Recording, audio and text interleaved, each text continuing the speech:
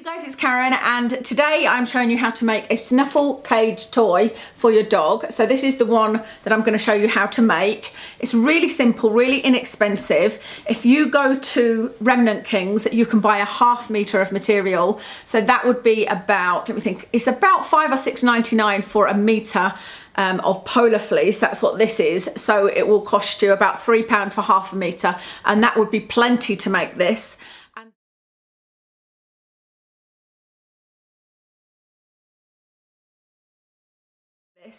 And then this cage from the range was 50p, and that's really all you need. You then just need a measuring tape and some scissors.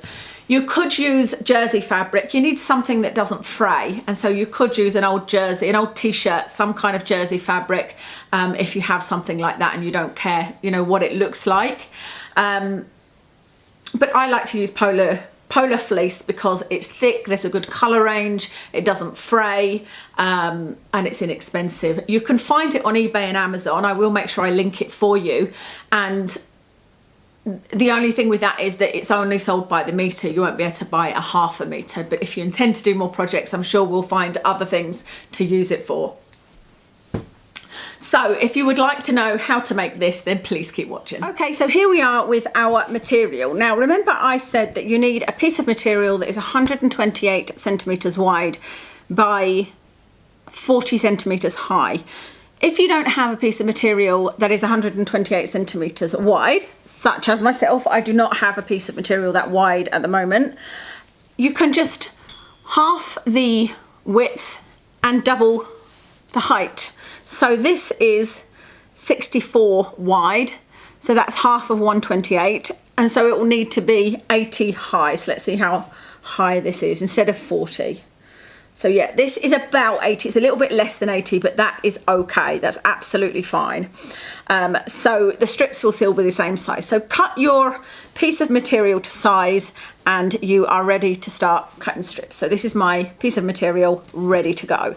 This that I'm on, by the way, is my ironing board, just on the lowest level. You can use, for cutting, you can use a cutting board and a rotary cutter if you prefer, but I would say the easiest way to do it is with scissors.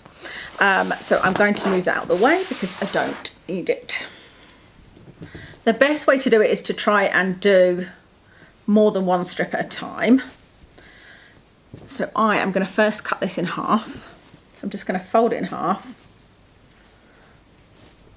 And like I keep saying, these don't have to be perfect. So I'm just going to cut this in half, like, if you can see it.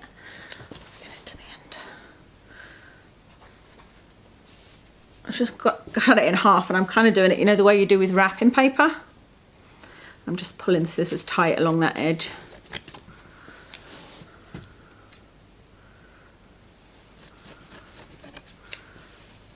That's because I know that this height is 80 centimetres and each strip is 20 centimetres. So there we go. So I can fold it in half again. Like I said, mine are going to be a little bit less than 20 centimetres, but that's okay.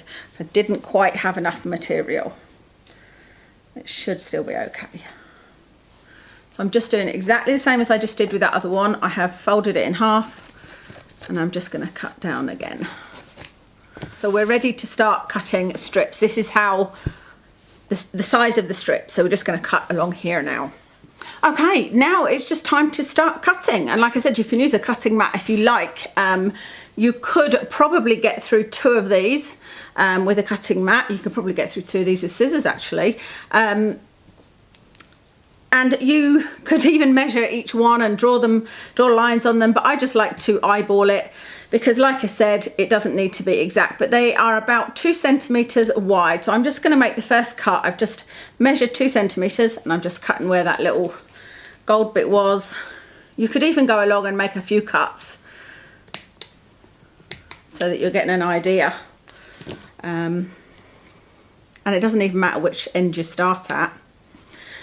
I imagine mine will be a bit wonky because I'm saying I'm going to eyeball in it and I don't have the best eye for sizes. Actually, I don't think I'm going to do it 2 at a time either. Well, maybe I will.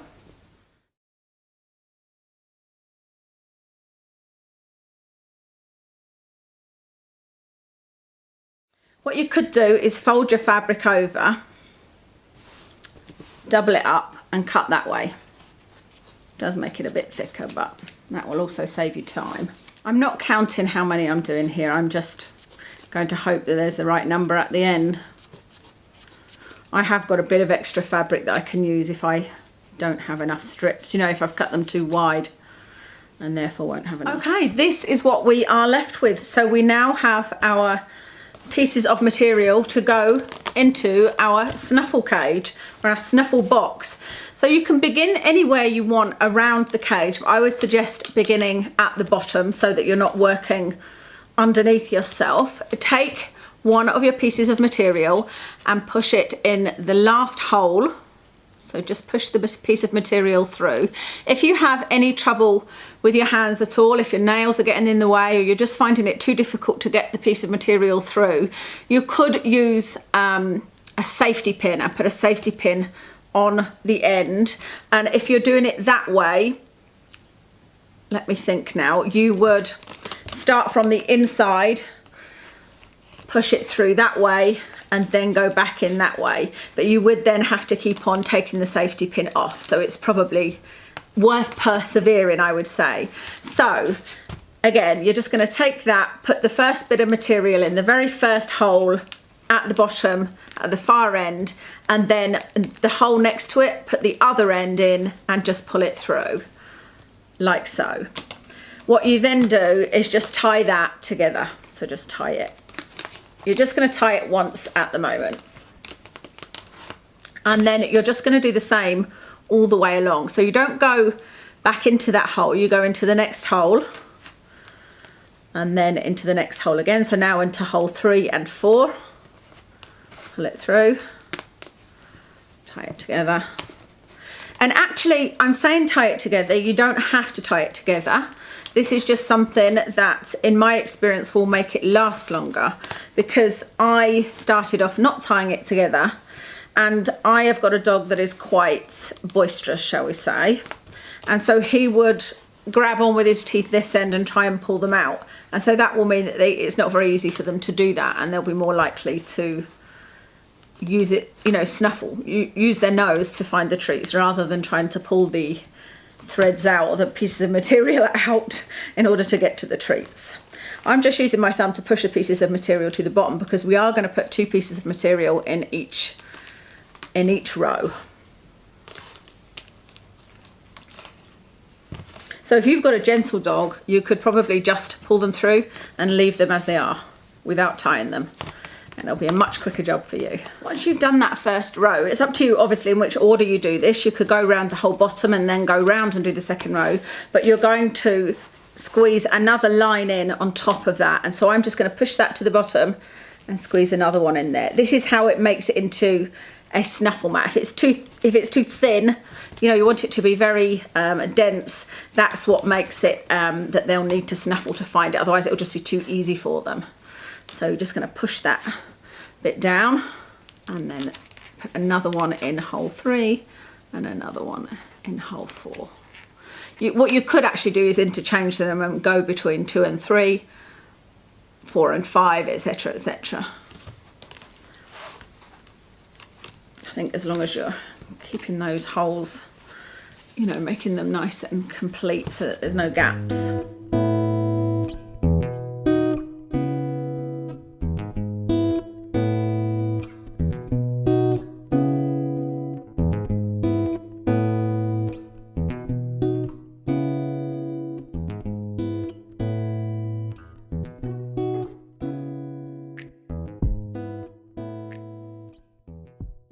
Ta-da! Okay, so it took about 35 minutes to do this bit, the threading bit, and I would say it probably took about 10 minutes to do the actual cutting.